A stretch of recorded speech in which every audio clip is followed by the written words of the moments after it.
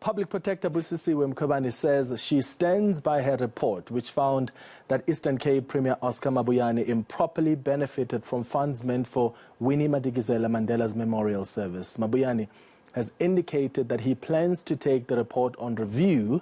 So let's bring in the Public Protector spokesperson, Oupa Segalwe now. Oupa, thank you so much for making time. First of all, let's deal with what the Eastern Cape ANC is saying, and we'll get to Oscar Mabuyane, the Premier, and his decision to take this report on review. I interviewed Loyiso Makashela, who is the spokesperson of the ANC in the Eastern Cape, and the Public Protector report found that the ANC in that province pocketed 288,000 rand from money that was meant for the memorial service.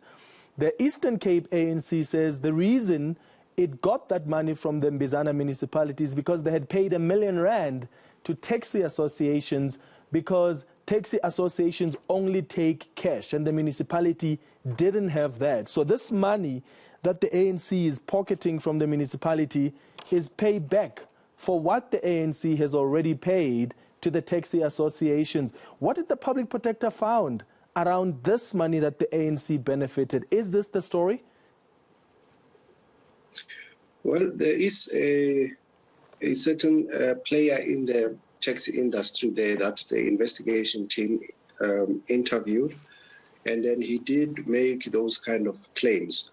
But even if that was true, it would still not make sense that a government entity like a municipality does business with a political party. Which political party is in charge of that particular municipality or runs that particular municipality? So it doesn't excuse any of the conduct that transpired there. For instance, the findings of the Public Protector are that the municipality paid an amount of 1.1 million rand into the accounts of a company called Mtombeni Project, without any prior supply chain processes. In other words, without the company in question having provided any sort of service to their municipality. An instruction was just given to the director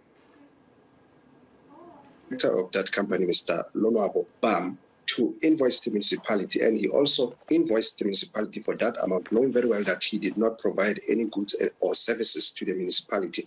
And once the municipality processed payment for that amount, he again got an instruction to split the money three ways: a portion towards a service provider that was doing business with the Premier, another amount went to the current MEC of Public Works, Mr. Babalo Madikizela, and the 280 went into the coffers of the ANC in its fundraising account. Yeah, and I mean, why is even the money going into the fundraising account if this was a business transaction? And as you say, a government entity doesn't just go around making these deals with political parties without some form of a contractual agreement indicating what they had agreed to. Let's move to what the Premier of the Eastern Cape, Oscar Mabuyane, is saying. He has come out to question, in fact, even the ANC in the Eastern Cape are questioning the timing of the release of this report. They're suggesting that the Public Protector is playing politics. Well, we have become accustomed to those kind of allegations. When people are faced with serious questions of accountability, they resort to that kind of reaction.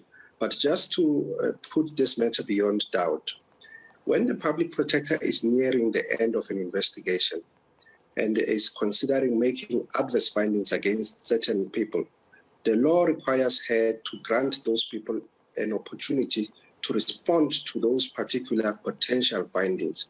And you find a provision for that in Section 7, subsection 9 of the Public Protector Act. Now, all of the implicated parties received notices in terms of that provision so that they can make submissions to the Public Protector as she was wrapping up the investigation. And we received responses around June, July. Some of them, such as MEC Madikizela and the municipal manager, Mr. Mahlaka, requested extensions, which saw them submitting their responses later in July. And on receipt of that information, the investigation team must sit, study those representations and analyze them, and then proceed to draft a report.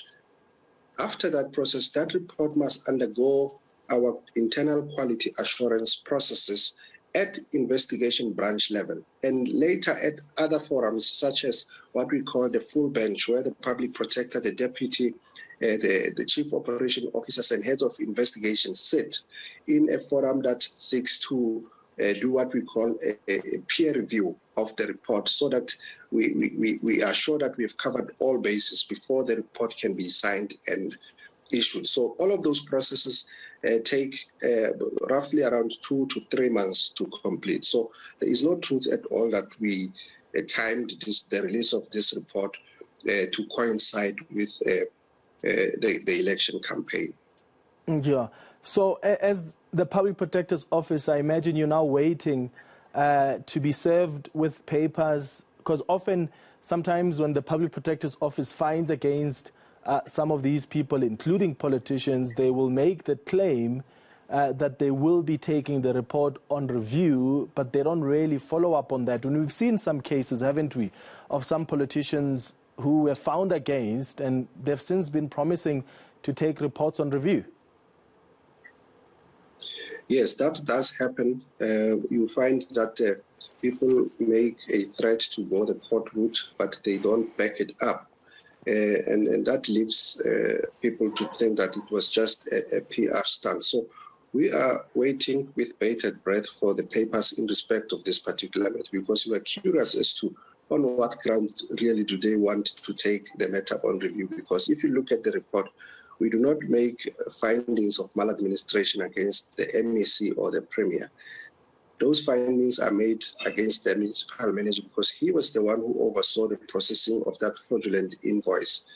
But in respect of the MEC and the Premier, all that we merely say is that they have benefited from the siphoning of public funds under the pretext that that money was going to be used for the purpose of paying mourners to the memorial service. So that is the only implication for them, and you can't question it. We have got compelling evidence. We have got bank statements, for instance. We have got reports from the financial intelligence services, for instance. We've got sworn affidavits and all of that, and we have noticed that even in their public statements, they steer clear of explaining that part. They just deal with other rhetoric that has become synonymous with politicians who are being held to account.